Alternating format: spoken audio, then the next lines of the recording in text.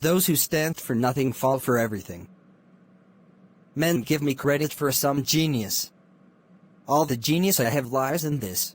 When I have a subject in hand, I study it profoundly. Day and night it is before me. My mind becomes pervaded with it. Then the effort that I have made is what people are pleased to call the fruit of genius. It is the fruit of labor and thought. Give all the power to the many, they will oppress the few. Give all the power to the few, they will oppress the many. The Constitution shall never be construed to prevent the people of the United States, who are peaceable citizens, from keeping their own arms. The art of reading is to skip judiciously. A well-adjusted person is one who makes the same mistake twice without. I never expect a perfect work from an imperfect man. A nation which can prefer disgrace to danger is prepared for a master, and deserves one. There are seasons in every country when noise and impudence pass current for worth. And in popular commotions especially, the clamors of interested infectious men are often mistaken for patriotism. Why has government been instituted at all? Because the passions of man will not conform to the dictates of reason and justice without constraint. The sacred rights of mankind are not to be rummaged for among old parchments or musty records. They are written, as with a sunbeam, in the whole volume of human nature, by the hand of divinity itself, and can never be erased or obscured by mortal power. Safety from external danger is the most powerful director of national conduct. Even the ardent love of liberty will, after a time, give way to its dictates. The violent destruction of life and property incident to war, the continual effort and alarm attendant on a state of continual danger, will compel nations the most attached to liberty to resort for repose and security to institutions which have a tendency to destroy their civil and political rights.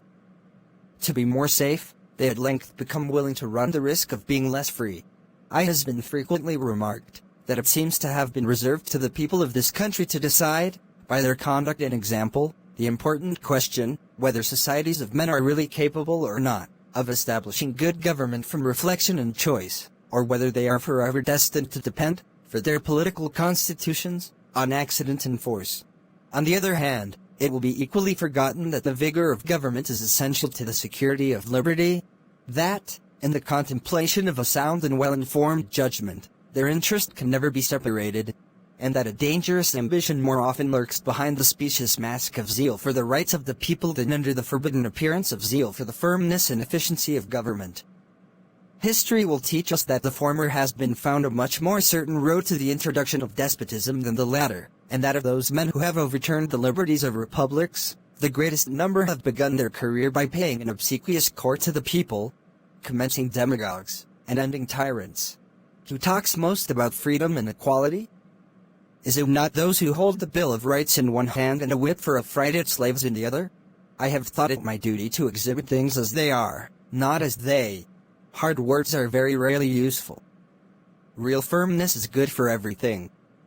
Strut is good for nothing. A powerful, victorious ally is yet another. Men are reasoning rather than reasonable animals. Those, then, who resist the confirmation of public order, are the true artificers of monarchy, not that this is the intention of the generality of them. Yet it would not be difficult to lay the finger upon some of their party who may justly be suspected. When a man unprincipled in private life, desperate in his fortune, bold in his temper, possessed of considerable talents, having the advantage of military habits, despotic in his ordinary demeanor, known to have scoffed in private at the principles of liberty, when such a man is seen to mount the hobby horse of popularity, to join in the cry of danger to liberty, to take every opportunity of embarrassing the general government and bringing it under suspicion, to flatter and fall in with all the nonsense of the zealots of the day, it may justly be suspected that his object is to throw things into confusion that he may ride the storm and direct the whirlwind. The best we can hope for concerning the people at large is that they be properly armed. For in politics, as in religion, it is equally absurd to aim at making proselytes by fire and sword. Heresies in either can rarely be cured by persecution. When occasions present themselves in which the interests of the people are at variance with their inclinations, it is the duty of the persons whom they have appointed to be the guardians of those interests to withstand the temporary delusion in order to give them time and opportunity for more cool and sedate reflection. Instances might be cited in which a conduct of this kind has saved the people from very fatal consequences of their own mistakes, and has procured lasting monuments of their gratitude to the men who had courage and magnanimity enough to serve them at the peril of their displeasure.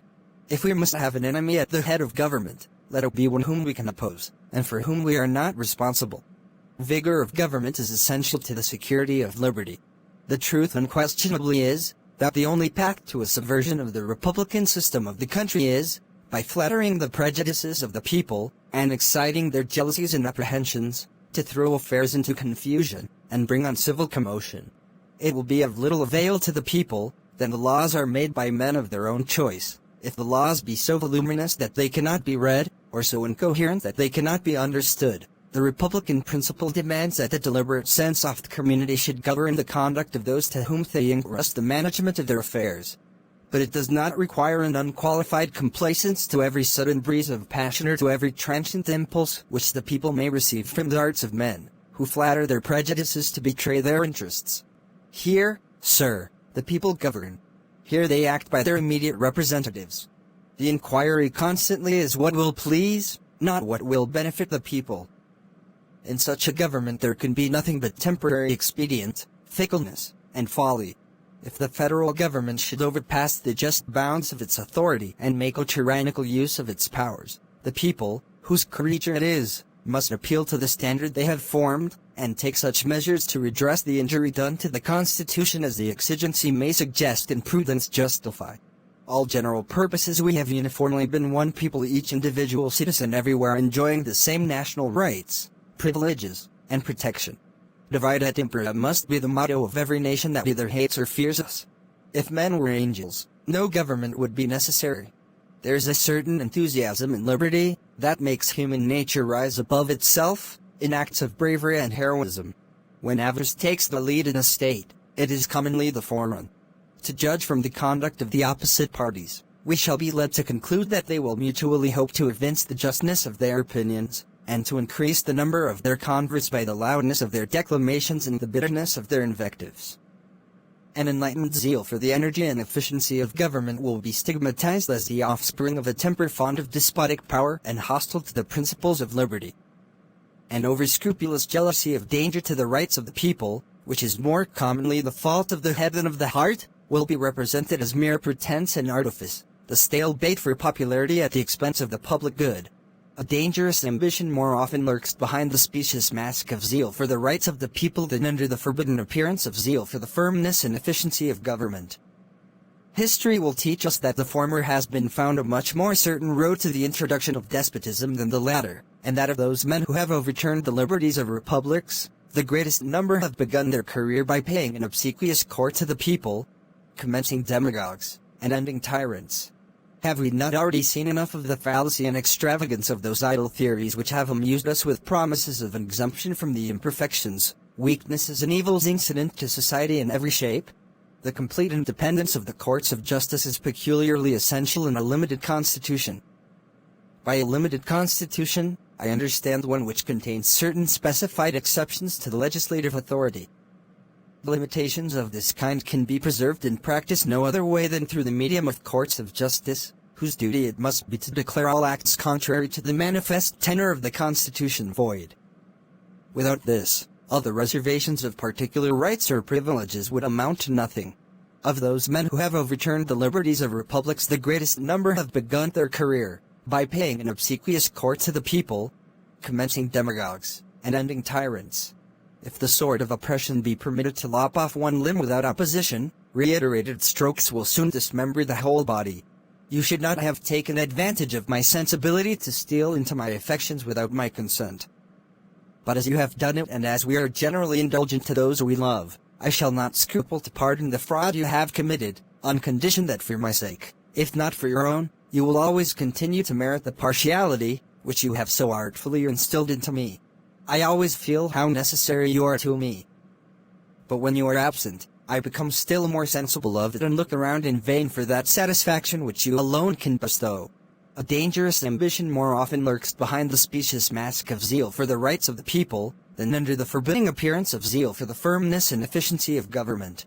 The voice of the people has been said to be the voice of God, and, however generally this maxim has been quoted and believed, it is not true to fact. The people are turbulent and changing, They seldom judge or determine right. Have we not already seen enough of the fallacy and extravagance of those idle theories which have amused us with promises of exemption from the imperfections, weaknesses and evils incident to society in every shape? Is it not time to awake from the deceitful dream of a golden age, and to adopt as a practical maxim for the direction of our political conduct that we, as well as the other inhabitants of the globe, are yet remote from the happy empire of perfect wisdom and perfect virtue? Nature of war to increase the executive at the expense of the legislative authority. Every man the least conversant in Roman story knows how often that republic was obliged to take refuge in the absolute power of a single man, under the formidable title of dictator, as well against the intrigues of ambitious individuals who aspired to the tyranny, and the seditions of whole classes of the community whose conduct threatened the existence of all government, as against the invasions of external enemies who menaced the conquest and destruction of Rome. By affection, I understand a number of citizens, whether amounting to a majority or minority of the whole, who are united and actuated by some common impulse of passion, or of interest, adverse to the rights of other citizens, or to the permanent and aggregate interests of the community. The great and radical vice in the construction of the existing confederation is in the principle of legislation for states or governments, in their corporate or collective capacities, and as contradistinguished from the individuals of which they consist. Caution and investigation are a necessary armor against error and imposition. The possibility of a question of this nature proves the necessity of laying the foundations of our national government deeper than in the mere sanction of delegated authority. The fabric of American empire ought to rest on the solid basis of the consent of the people. The streams of national power ought to flow immediately from that pure original fountain of all legitimate authority. Experience is the oracle of truth, and where its responses are unequivocal, they ought to be conclusive and sacred.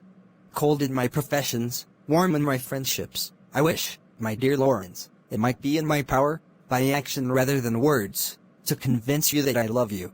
Every man is bound to answer these questions to himself, according to the best of his conscience and understanding, and to act agreeably to the genuine and sober dictates of his judgment. This is a duty from which nothing can give him a dispensation.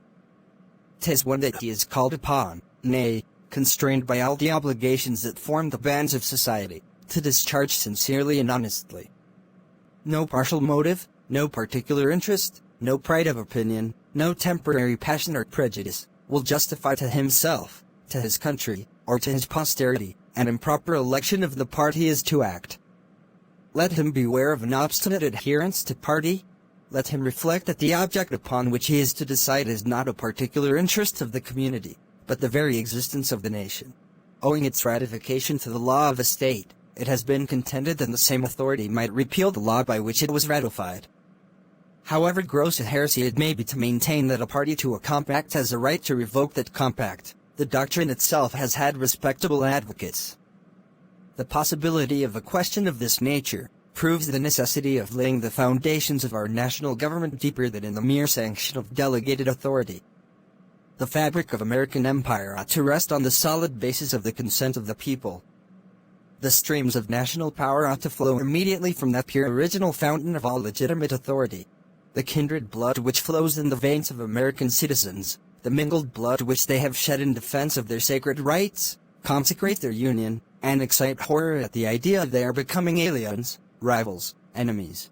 An enlightened zeal for the energy and efficiency of government will be stigmatized as the offspring of a temper fond of despotic power, and hostile to the principles of liberty.